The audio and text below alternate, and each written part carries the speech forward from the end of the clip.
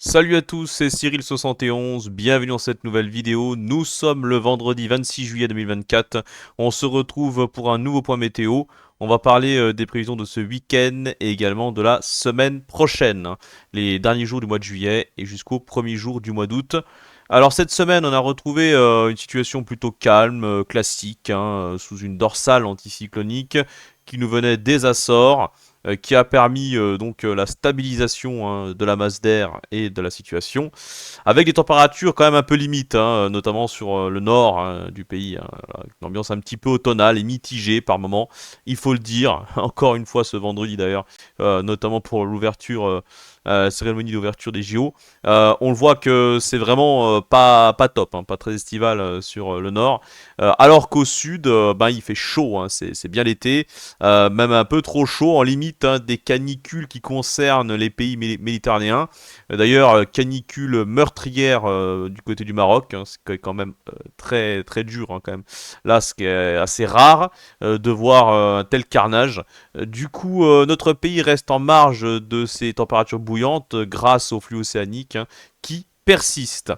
Alors, après cette deuxième partie de semaine un peu plus chaude, hein, puisque là on a le flux qui revient un petit peu plus au sud-ouest, hein. Du coup, c'est pour ça qu'on a les températures qui remontent sur une grande moitié sud par rapport à la première partie de semaine. Mais en même temps, on a l'affaiblissement de l'anticyclone qui nous a protégé justement ces derniers jours, qui a protégé notamment une grande partie de la moitié sud. Alors, maintenant, ce qui va se passer, on va voir ce Talvec pour ce week-end, mais il n'est pas très dynamique, hein. Voilà, ça manque vraiment de dynamisme. On a quand même un conflit de masse d'air, on aura quand même de l'instabilité, on aura quand même de la cape, de la mu-cape, le lifted également, mais ça ne suffit pas. Il manque du forçage par rapport à l'affaiblissement du Talveg, qui se fait couper en deux d'ailleurs par une dorsale anticyclonique qui nous vient directement des Açores ici. Vous voyez cette dorsale qui va emprisonner une partie du Talveg du côté de la péninsule ibérique, formant une goutte froide. Goutte froide qui va donc s'isoler à cet endroit-là et qui sera à l'origine de la pompe à chaleur qui provoquera la remontée des températures sur notre pays pour le début de semaine prochaine. Voilà, donc avant d'en parler, on va un petit peu parler de la dégradation de ce samedi, puisque malgré tout, malgré qu'il manque quelque chose, quelques paramètres, notamment donc le dynamisme, comme je vous l'ai dit, on a quand même un petit peu d'instabilité. Donc on va avoir quelques orages. Des orages qui ne seront pas très nombreux, pas très organisés, donc ça sera vraiment très très local. Ça sera très compliqué à chasser sur le terrain, honnêtement. Et pour la chronologie, c'est pareil, hein, ça dépend des modèles. Alors, je vous montre pas les modèles à maille fine pour les fronts pluvieux orageux, car mais ils sont pas en accord entre eux, c'est souvent comme ça. Je n'ai pas envie de vous montrer n'importe quoi, donc c'est pour ça que c'est très rare que je vais pas vous montrer les modèles à maille fine. Voilà, ça arrive rarement de les montrer, donc je reste sur les centres d'action. Voilà, mais je peux quand même vous définir à peu près les régions les plus concernées. Alors, bon, ça change pas trop, hein, par rapport à ce dégradé nord-sud, toujours ce conflit de masse d'air avec la fraîcheur au nord et les fortes chaleurs du côté de la Méditerranée. Donc, ce qui se passe pour ce samedi, c'est qu'on va voir de nouveau des cellules orageuses. Voilà, je vous l'ai dit, hein, dispersées globalement, ça sera dispersé de toute façon tout au long de cette dégradation. Ça devrait commencer alors soit le matin, soit le midi avec quelques cellules du côté de l'ouest du Massif central. Et ensuite, dans l'après-midi jusqu'en soirée, ça va se renforcer en allant vers le centre-est et le nord-est, avec le décalage du Talveg vers le nord-est. Donc ce qui va se passer, on a cette petite zone de basse pression. C'est pour ça que ça permet aussi à ces orages de se développer par rapport également à l'humidité, hein, qui sera présente. Mais il y a quand même un assèchement dans l'atmosphère qui arrive avec la dorsale anticyclonique, vous voyez, qui très rapidement prend le relais, hein, sur le Talveg. Donc c'est pour ça qu'on a ce manque de dynamisme. Alors ces cellules orageuses, même si elles seront peu nombreuses, elles pourraient potentiellement se transformer en supercellules. Hein, le risque supercellulaire est bien là, avec un risque de chute de grêle, forte rafale de vent. Surtout ça, ces phénomènes-là qui seront à surveiller le plus. Notamment donc en fin d'après-midi jusqu'en soirée, entre le nord du Massif central, peut-être la partie nord de la région Rhône-Alpes, donc la Loire et le Rhône, en allant sur la Bourgogne-Franche-Comté, et en remontant un peu plus tard dans la soirée du côté du sud du Grand Est, hein, donc tous les départements au sud du Grand Est en allant vers la Haute-Saône et le territoire de Belfort. Voilà, donc là, c'est là cette partie-là qu'on attend le risque orageux le plus important. Mais encore une fois, certains secteurs pourraient ne rien avoir, même sur ces régions-là. Certains secteurs seraient complètement épargnés, donc on ne sait pas trop. C'est pour ça que ça sert à rien de vous montrer les modèles à maille fine, parce que ce n'est pas très précis. Bah, aucun modèle ne peut vraiment voir comme il faut ces dégradations, parce que ça reste assez dispersé dans l'ensemble. Voilà donc pour ce samedi. On parle maintenant de la suite par rapport à l'isolement de la goutte froide, je vous l'ai dit, du côté de la péninsule ibérique. La bulle anticyclonique qui venait des Açores, bah, regardez, propulsée par des dépressions très dynamiques au nord de l'Atlantique, ici vers le sud du Groenland. Donc du coup, ça propulse cette dorsale anticyclonique vers l'Allemagne. Rapidement, ça se renforce, 1025 hectopascales. Et cet anticyclone qui donc ensuite se positionne ici, entre l'Allemagne et l'Autriche, va faire remonter un flux de sud.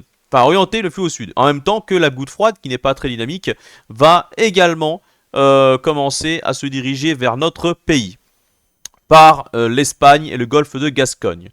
Donc, là, ce qui va se passer pour le début de semaine, c'est que ces fortes chaleurs caniculaires, qui jusqu'à maintenant nous ont plutôt épargnés, en tout cas une grande partie du pays, mais qui concernent les pays méditerranéens, ça va remonter par rapport à ce flux, par rapport au changement de direction des centres d'action.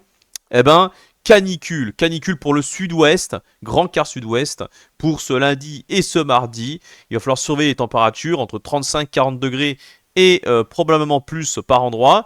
Voilà, alors en même temps, ce qui va se passer par rapport à l'orientation du flux, c'est que le sable du Sahara va remonter. Oui, il va en profiter, ça y est. On a encore une synoptique avec une goutte froide qui vient du Portugal.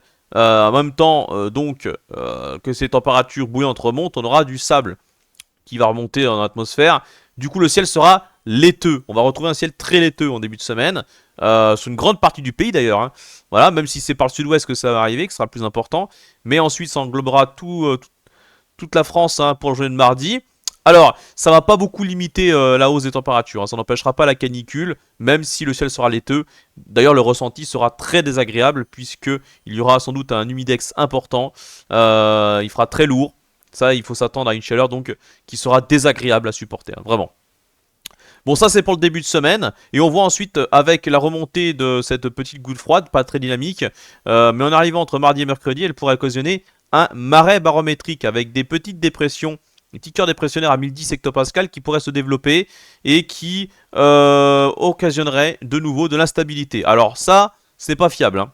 Ce n'est pas fiable, malheureusement, je ne peux pas vous en dire plus, parce qu'il y a des modèles qui ne voient pas grand chose, très peu de développement, en sachant en plus que le sable sera présent dans l'atmosphère, donc forcément, ça pourrait poser des soucis, hein. Ça pourrait remettre en question ces possibles orages qui auraient lieu entre mardi et mercredi, donc entre le sud-ouest et le nord, le centre-ouest, qui serait le plus concerné pour l'instant. Voilà. Donc impossible d'en dire plus pour cette possible dégradation orageuse en milieu de semaine qui pourrait donc être mis en difficulté par le sable et également par une atmosphère peut-être un peu trop sèche, car vous voyez la goutte froide est quand même très peu dynamique, hein, on le voit au niveau des jeux potentiels, hein, voilà. Bon, là encore une fois, à voir, on verra bien ce que ça va donner, hein, mais rien n'est sûr, je ne peux rien je peux pas vous dire plus par rapport à cette dégradation.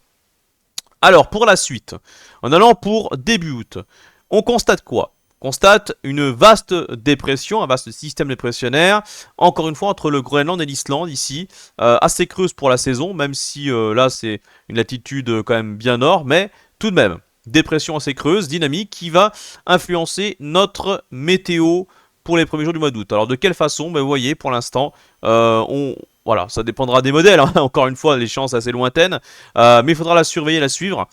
A priori, ça serait plutôt un flux de sud-ouest qui reviendrait. Alors un flux de sud-ouest plus ou moins anticyclonique, avec peut-être encore quelques pics de chaleur, pas canicule, je ne pense pas, il n'y a pas de canicule pour l'instant en vue, pour début août, mais en tout cas pic caniculaire, c'est sûr que ça semble être écarté, heureusement, mais on pourra avoir quelques pics de chaleur. D'ailleurs, avant cela, il faut quand même le dire, les températures, évidemment, auront chuté en deuxième partie de semaine prochaine, donc c'est-à-dire pour le 1er et le 2 août, à l'arrière des possibles orages du milieu de semaine. Donc voilà, la canicule sera balayée, donc ça ne durera pas très longtemps, je vous le rassure, hein, là, cette canicule ne va pas durer. Sauf éventuellement pour le sud-est, l'extrême sud-est, où la chaleur pourrait perdurer un peu plus longtemps en allant vers la fin de semaine. Mais sinon ailleurs, ça redeviendra respirable par rapport, vous voyez, à ce flux océanique qui reprend le relais à l'arrière de la petite dégradation, enfin petite, bon, c'est pas encore, hein, mais en tout cas, possible dégradation du milieu de semaine. Et puis plus tard, vous voyez, voilà, c'est cette dépression qu'il va falloir surveiller.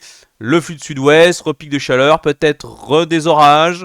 Tout est possible. Voilà, pour le mois d'août, ça reste encore intéressant à suivre. On verra bien ce que ça donnera. Et on fera d'autres points météo s'il le faut. Voilà, merci en tout cas d'avoir suivi ce point météo. Je vous souhaite une bonne soirée et un bon week-end. Bonnes vacances. Ciao.